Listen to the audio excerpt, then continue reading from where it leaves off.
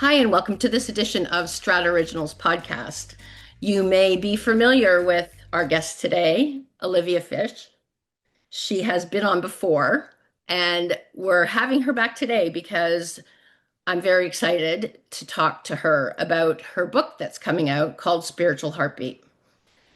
So, Liv, let's get into that right away because I'm super excited about it. So, probably the book will come out in November, but you're a best-selling author already of a previous book. This book will be available on audiobooks in October, soon, a few weeks. Oh my God, a few weeks. That's awesome. And then the workbook to that will actually be available on your Be Human Medicine site, all of which everybody can get in the links down there. So let me first ask you, what prompted you to write the book, Spiritual Heartbeat? What was it that happened? Yeah, so my process of book writing has always been where I get flooded with a lot of ideas and I can't help but just start to write them down. So when I say flooded, it's waking up at 3 a.m. and it's just now time to get up and get to my computer or grab a journal. So I feel like this book was written and I was the vessel that it wanted to come through. I don't know if I could have just like wrote it again without that sense of spirit guidance. And I think that, you kind of get this download, you get this idea, and you want to share it with people. A lot of the work that I've done in the coaching space that I've been in, especially over the last 5 years, has been so much tied to spiritual integration and how do we bring spiritual intelligence into our everyday life. So I work with high profile clients, high achievers, people who have a really big, beautiful life. And they come to me because they want to have their inner world, the inside, match the beauty that they're around and the bigness that they created. And that gap is actually terrifying. It's that gap between, wow, I have everything I need. I have more, than I even need. Um, I have access, I have resources, I have freedom, I travel the world, I do all of these things. I have a family, I have loved ones. There's nothing lacking, but still there's this emptiness of like, I know there's more. Like, I know I'm made up of more. I know I could be doing more. And that is a lot of the coaching I've been doing over the last 5 years. And I think that shift too most likely came from the reckoning that we all had to go and undertake together as a society during COVID. So it's just like, what really matters? And how will I be able to be at my greatness, no matter what the chaos around is feeling like or looking like? And so I got to work. It first came with the idea of like, here's the next thing, step into spiritual practices that are going to support people.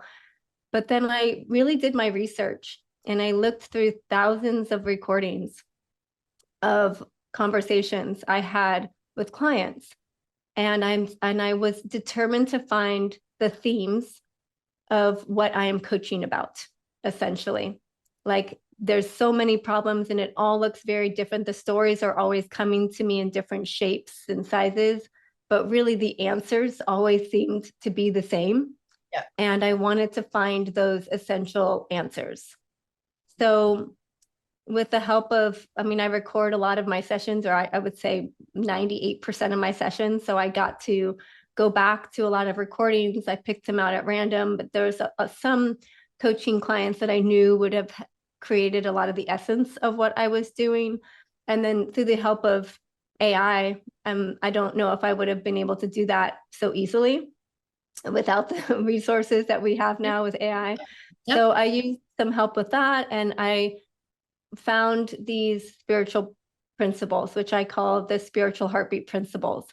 And there's 7 of them that I found that essentially are the antidote, the answers, the wisdom to the disconnection that people are feeling So, between how they are feeling and how they're living. So spiritual heartbeat is really broken down into seven principles then. Hmm. And it's meant for everyone, like, well, everyone can benefit from it, right? Yeah, we're all made up of a body, an emotional self, an intellect, and a spirit. And I think that for society has taught us to, work on our intellect first. Don't forget about your body. Learn how to be emotionally intelligent so you can get along with people. And then maybe when you're, 60, then you can start working on integrating the spirit. But that doesn't work. That's not working. And so I love working with young people in their 20s, right out of college, and being able to share with them, just when they're starting off with life, graduating from college, or, finding out what their career wants to look like when they're in that 2.0 version of their life, Mhm. where they're carrying maybe more responsibility and maybe creating family in their 20s, 30s, some of them early 40s, where if you can start to integrate this now, how beautiful. On a deeper note, too, part of why I wrote this book is because these are the principles I share with my daughter. She's 8 years old. She gets it. It's not it's wisdom that we already know. It's a remembering, it's a coming back to. I wanted to be able to show up for her and be able to say, babe, I did my part in this crazy world, which, takes time to write a book and invest in this part of the business for me. And so it's partly a way for me to do my part, to be a good example to her, to be a model for her, and to really hone in about what am I actually teaching about? It's always for me first. And Yeah. then I can actually then share it with other people. Well, and the great thing is that you work with sort of elite performers, high-level CEOs, and it's great that this is accessible to everyone so they can Mhm. kind of go through the book and understand. So why don't we talk a little bit about the seven principles for a moment? Because I know the first one is the most important, the first step. Yeah, yeah. So we've talked before. So, radical living is, in my opinion, the most important step, principle to learn how to embody. And it's essentially just to say, I'm going to take responsibility over blame. I'm going to own my story. I'm going to start living the truth of actually what's going on. We live in a society where it's so easy to blame and complain. I don't feel good in my marriage. I'm stuck. I don't know if I've done what I wanted to do in this life. Obviously, my husband is the problem, is an example, right? Yep. Obviously, and because I can have all the evidence, because obviously he didn't do any of these things right, right? And we can so easily blame. And usually we blame the person that is closest to us and the people that are closest to us. So radical living is really about taking radical responsibility for your life and actually not living in fantasy. And that takes a lot of courage to say, I'm going to step out of fantasy. I'm going to step out of this of an idea of how I think life should be. And that happens to other people, but not me. I don't get sick. I don't get cancer. I don't get in a car crash. I don't have someone I love die. That should happen to other people. But life is made up of all of these events, and none of us gets a free pass. So we have to accept reality. We have to be able to say, I'm willing to step into radical living and say, I know that life is made up of events that are really challenging and hard. And I'm going to work on how am I going to meet those events and not be surprised anymore by life just being life, meeting life on life's terms. And when we can do that and decide to say, yes, I'm going to sometimes wake up and life is going to give me what I call a shit package. It's going to arrive on my doorstep. I didn't manifest it. I didn't call it in. It wasn't what I was doing. It's not my fault, but it's here. And what am I going to do with it? Yeah. That's the tool. That's the principle. And it's to not be so surprised all the time when that happens. Everybody's outraged. Oh my gosh, this happened to me, to me, to me. And I must be either we go in and we say, oh, because I suck, or they suck. Anyway, that judgment doesn't work. To say, oh, here it goes. Here's life.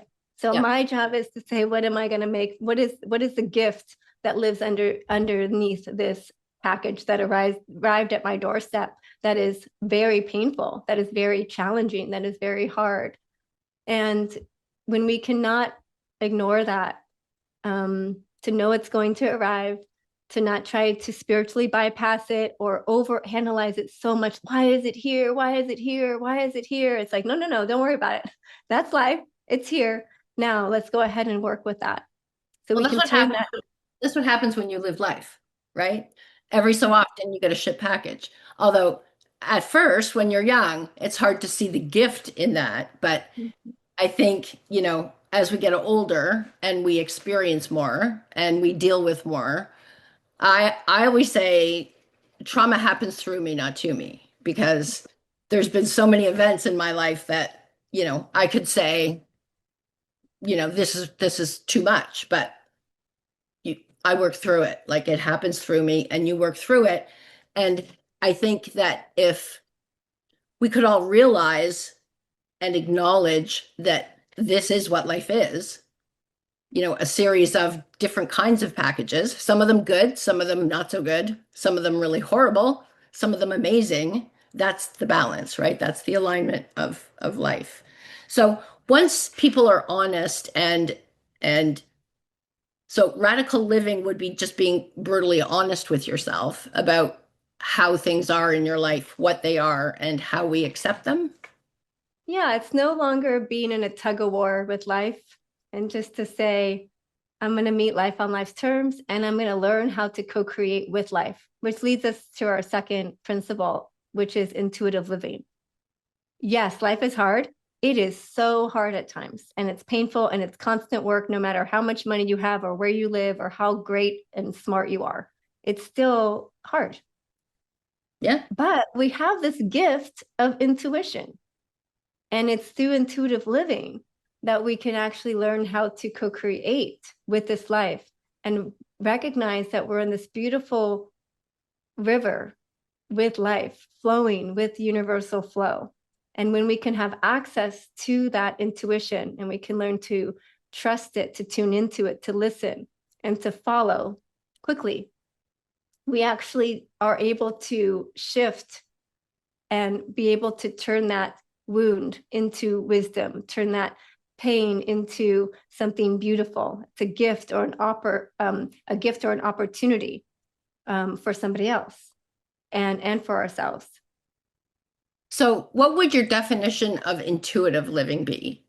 Are we talking energy? Are we talking our gut, our chest? What, how do we define that? Yeah, intuitive living is essentially trusting your inner guidance, your gut wisdom, your gut instincts over external validation. So it's knowing without knowing. So you can be super rational about why you say yes to a deal or a decision or I'm saying yes to this and no to that. You can make very rational decisions about that. But if you're only going off of your intellect, you are going to miss what is for you.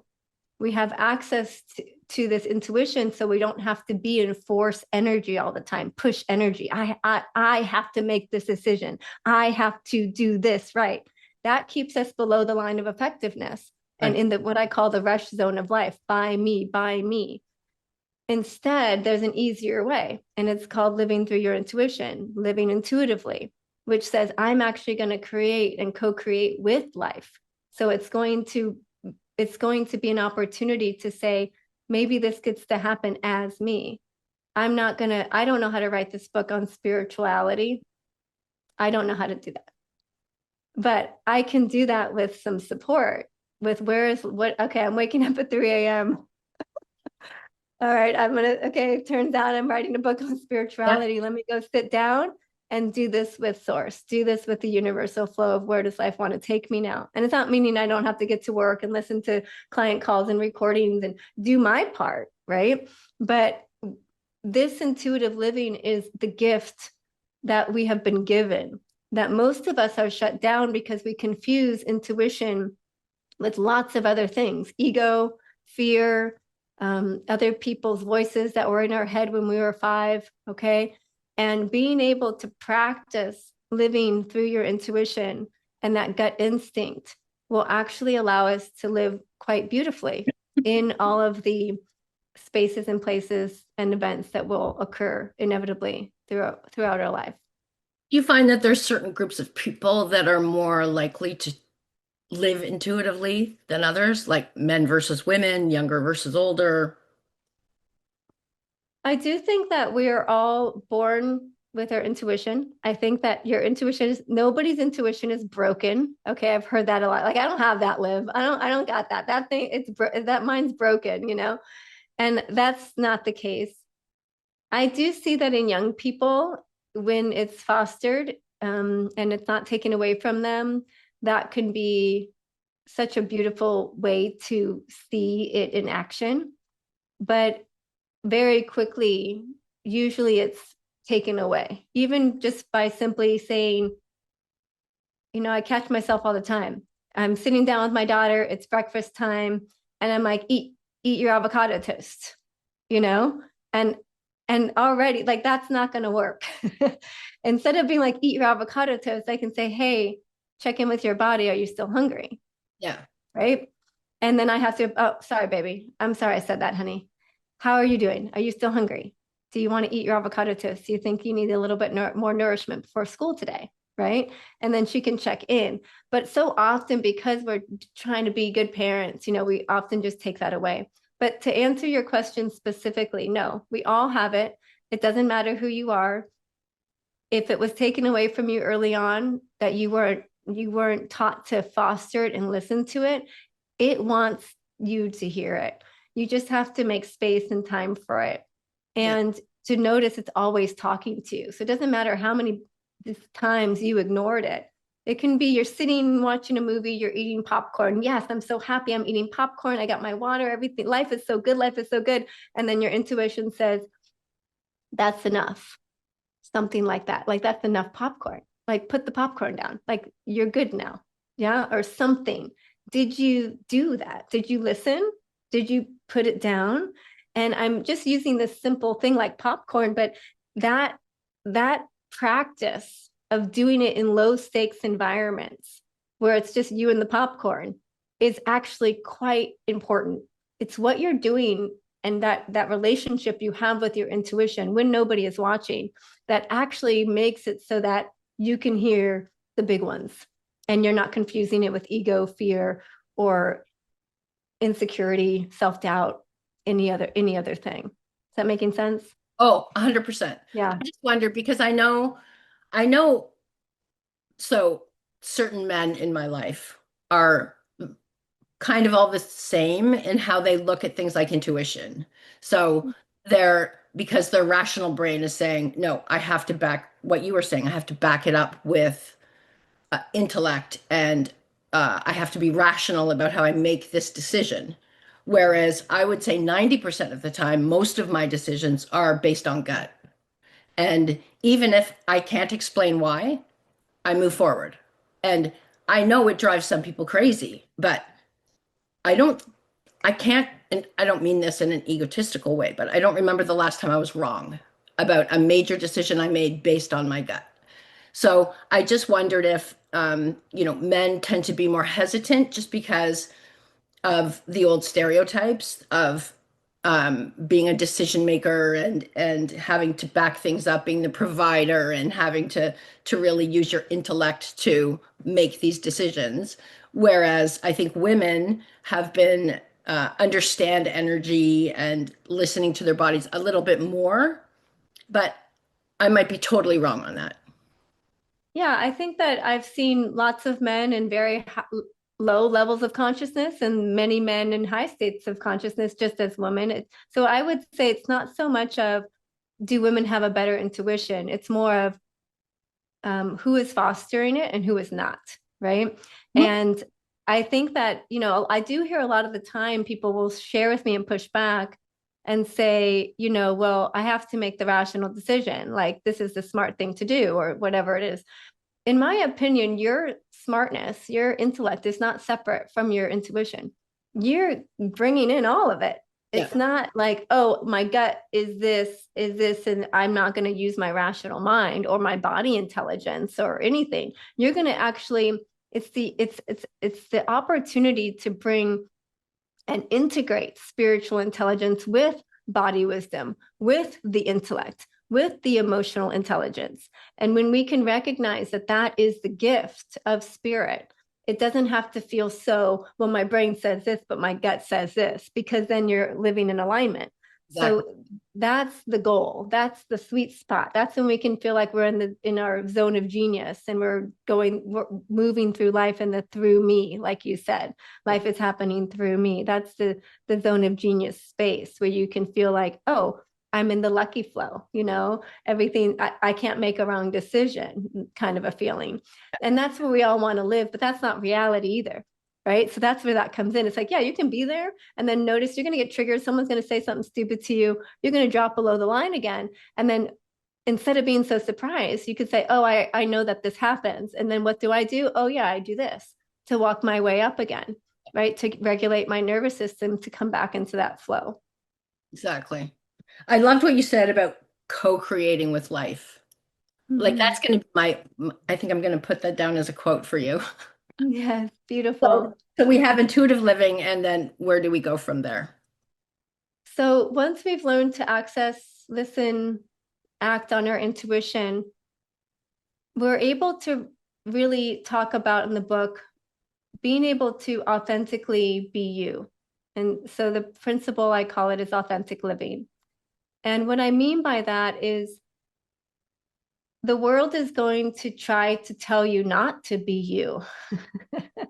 because it's going to tell you you need to make money, make sure you're a good parent, live in the right neighborhood, um, make sure you impress the right people that have power and are important, be friends with those people. It's going to pull you away from living authentically and expressing yourself honestly and vulnerably. We've been taught that vulnerability is weakness in most of the areas of our life. Yeah. And that is doing us a huge disservice because it's actually through vulnerability that we can actually be able to connect with each other more if it's in a safe environment. It brings intimacy. So let me give you an example. A top CEO recognizes that they have to perform very well, they have to lead, they have to make sure that their team is operating at a very high level. Okay, so they come in and they do what I call directing the choir. They like just make sure everything's happening right when it needs to happen. Yeah. And they cut themselves off from maybe what they're feeling, whether it's tired, lonely, sad, um, not quite sure why they built this in the first place, something Yeah. that, let's say that happens then for 30 years, and then they make all the money and they retire. Then what happens? Then they try to bring that same energy of dictating the choir and not being vulnerable to their partner or to their children or to their relationships with their friends. And guess what? They're like, it's they're constantly in this fight. And that's because vulnerability actually is the bridge for intimacy.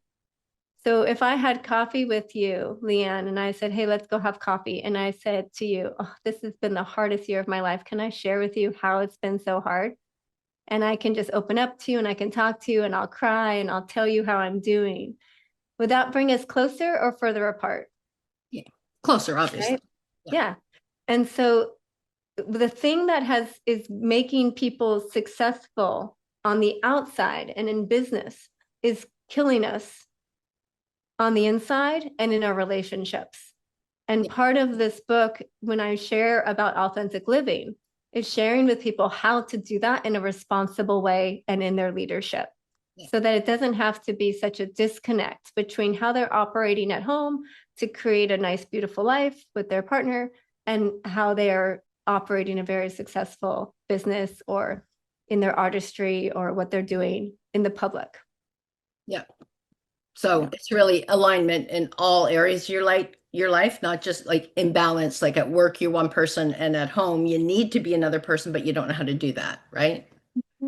Hmm. Yeah, and where are you in self-betrayal? I mean, the biggest lesson in authentic living is to ask yourself every day. I would ask your audience to ask themselves this every day. Where was I in self-betrayal today? Because you are in self-betrayal. You're just ignoring it. Everybody betrays themselves pretty much every day, many, many times a day. Okay, And example if of that. hmm, you wake up, it's 5 o'clock, like, oh, I was going to wake up at 5 o'clock. You stayed in bed until 5:01. You betrayed yourself.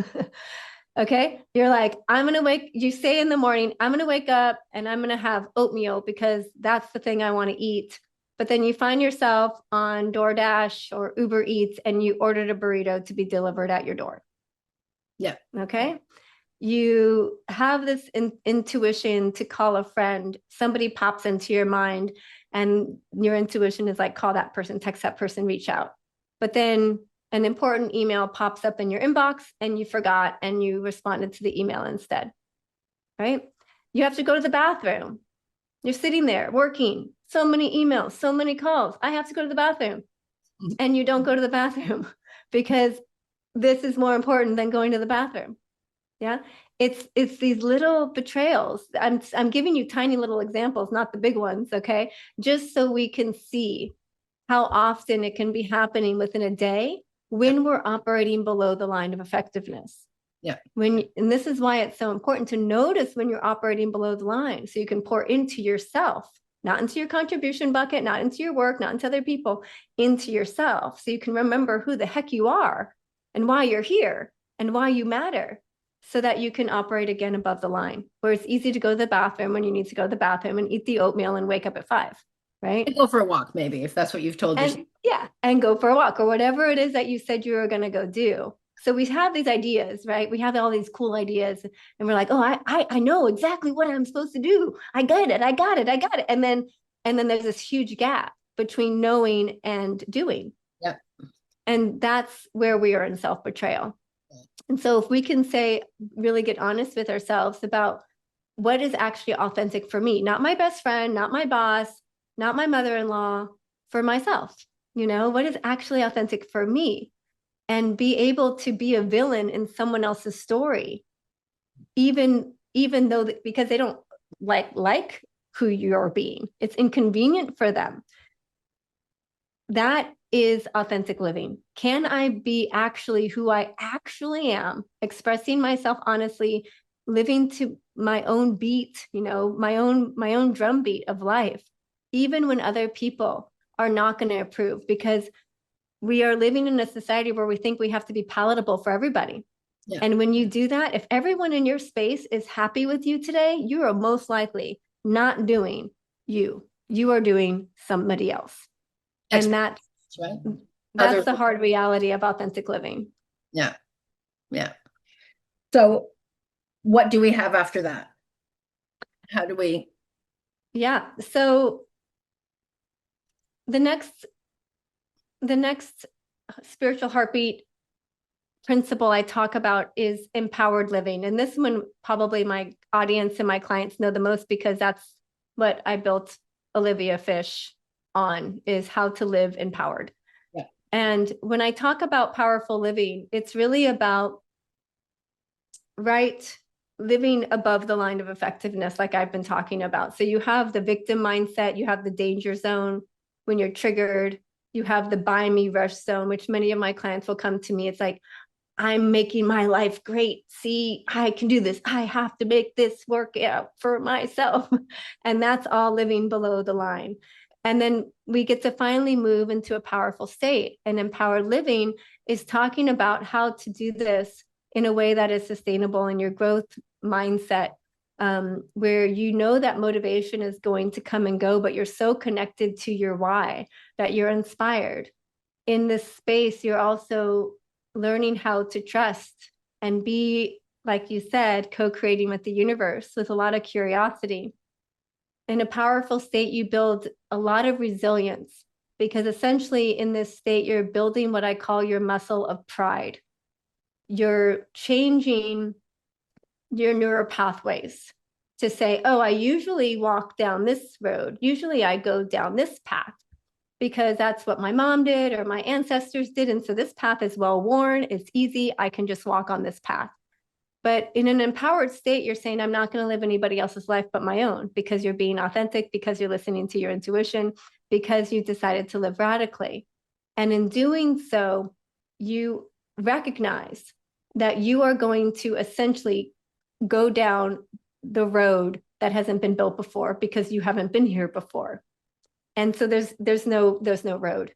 You're going to actually have to move the rocks out of the way, cut down some of those bushes, and create a path for yourself. And that is what the neuroscience community calls neuropathways. You're creating neuropathways for yourself. And you do that by building your muscle of pride, which means you're going to decide to have discipline. You're going to be a disciple, which is what that word stems from, a student of life, and say, okay, life, what are you asking of me today?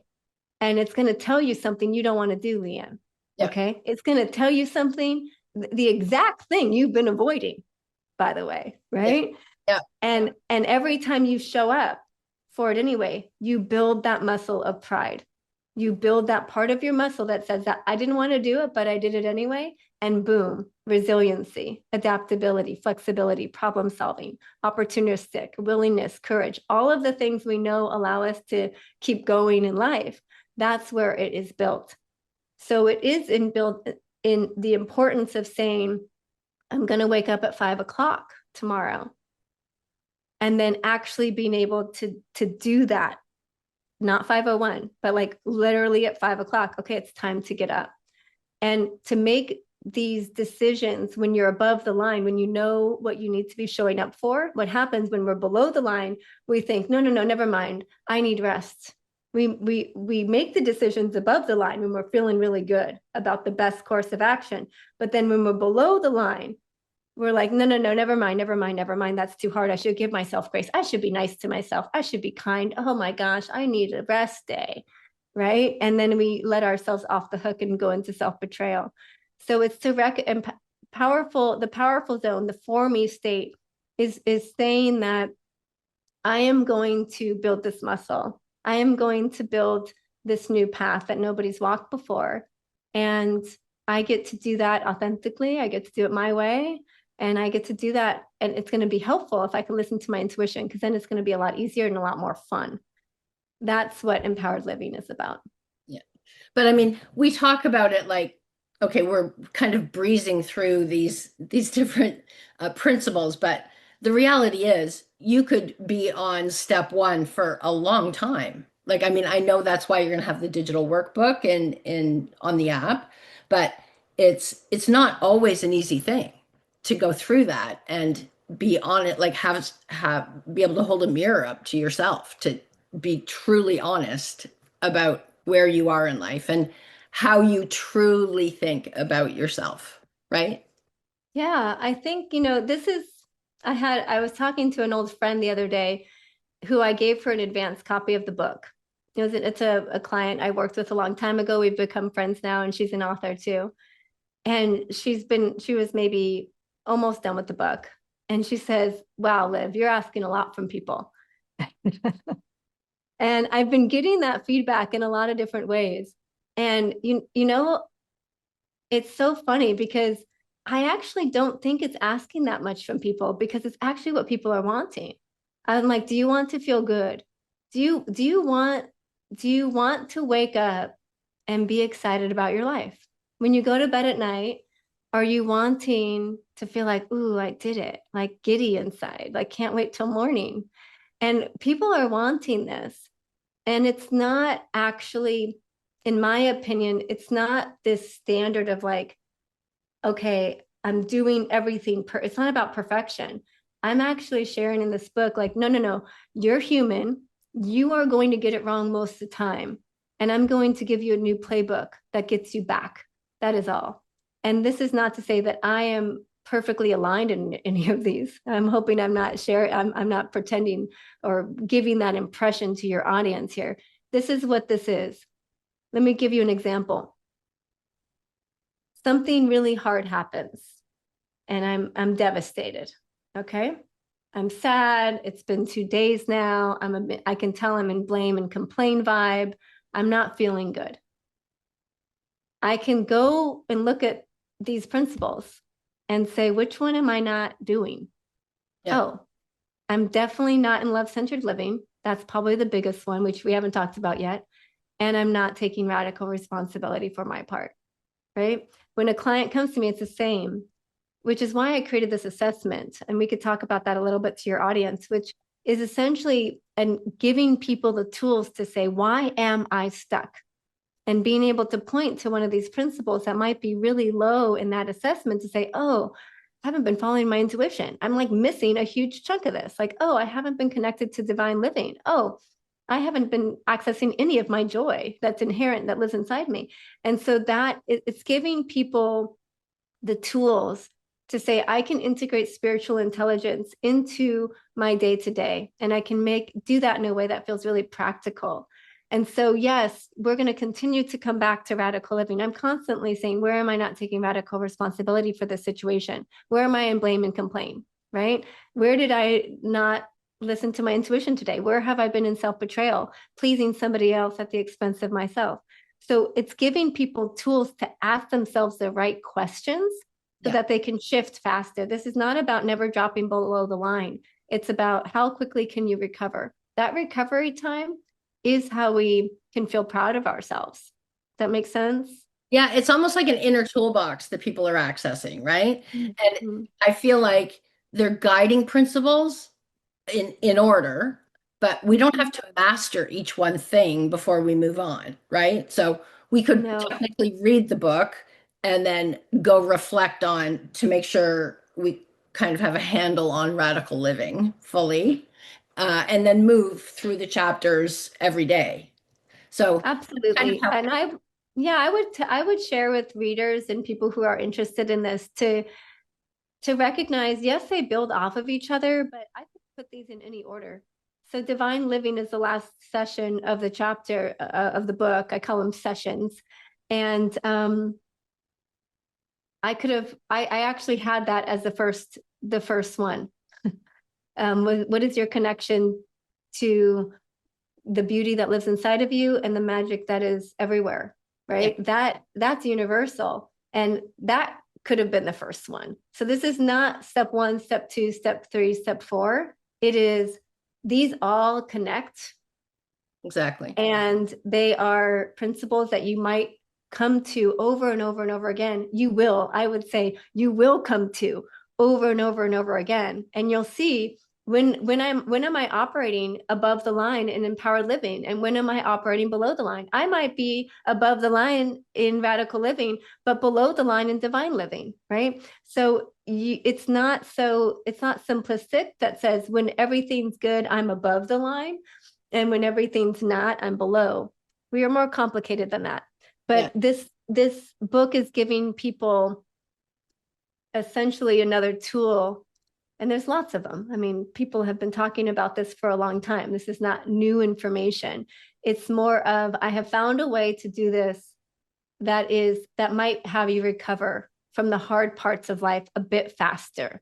And if we can make this is why I don't think I'm asking for very much from people, is because this actually needs to become common knowledge. If we are going to solve the problems that we have in the world today, we actually need to make this the foundation. It's not to mean to master it all the time, but it's to say, yes, I think that's all true. And I will reflect on this when I am out of alignment, when I am not feeling like I am living my best life, or feeling like I know I could do more. Let me come back to this.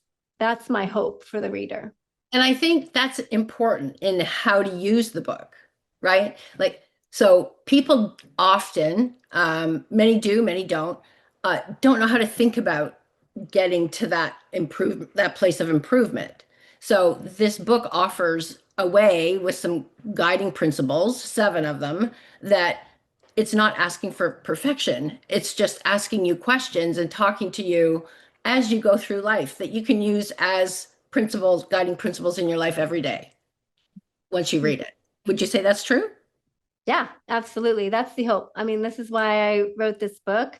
I was feeling guided to share the things that I am doing for myself, what I'm sharing with my clients in a way that can be accessible to anybody who is wanting to go online and purchase a book or go to the bookstore and purchase a book. And so that's the hope, is that people can recognize and see themselves in some of the stories that I share and the examples I give, and giving them essentially a new playbook for what we all want, which is success, happiness, joy, being able to say, wow, my life is feeling really good. Yeah. And when things don't feel good, I know how to shift. That's it. It's that simple. Yeah, no, and it's beautiful. So we will have all of the links at the bottom, including where to go for your app and website, the assessment, and of course your website where to get the book. Yes, I can't wait for your audience to have access to all that. The assessment is a really fun tool, and I created it actually with professors at Brown University. So it's all research based. And essentially, when you take the assessment, it's a free assessment. I'm giving it for free for now. I'll see if I'll charge for it later on, but your guests will have it for free. And essentially, what we did together is to say, we're going to see if we can show you where your baseline is, Yeah. um, of where you're living in your level of consciousness across all of the spiritual heartbeat principles, and within each one, which is why I can share with you, oh, I can tell I'm in love-centered living here, but in radical living, I'm not, right? Or something like that. So people can really see where they're at. It's an opportunity to take that assessment, just thinking about your overall life. But I'll tell your guests, if they're having a challenging moment in a very specific bucket of their life, think about that incident that's coming up, that challenge, that opportunity, that issue, that worry, and think about that when you take the assessment, and then it will pull out what you need for that specific thing you're struggling with. It's been really helpful too. When I have new clients come to me, I'll have them take that. So I can just, it's like makes it so that things happen a lot quicker, where I can guide them in the right direction, which has been really fun. So yeah, I would share with people to take advantage of that assessment as well. That's amazing. Thank you, Liv. And uh, I'm anxious to actually get the audiobook because I just want. Now, did you record it or is it someone else's voice? Yeah, I did. I was a big, brave girl and I did it. So I don't know if you know this, Liam, but I'm this dyslexic. And so it's very hard for me to read aloud for a sustainable amount of time. And I was very, very happy that I decided to just do it anyway. It was actually quite challenging for me. But we just got done recording a couple of weeks ago, and I got to listen back on it, and I was like, oh yeah, this is me. I'm talking. That's how I sound. It sounds good. It sounds all right. So I was really happy that I got to record it. The audio will be out October 21st alongside the digital workbook. The digital workbook right now will be housed inside the Be Human Medicine app, which is going to be a place where we're going to dive a little deeper. It's a group of people wanting to say, yeah, I want to do this with you. I want to work on these principles throughout the course of a year. And we'll just do our best to create the best year of our lives together through that app. And it's a community too, right? Yep, it's a community app. It'll be the spiritual heartbeat activation workbook book will be housed there, but there are other features of the app that will be very helpful for participants as well. Awesome. Thanks so much, Liv. Yeah, thank you so much. I appreciate your time today.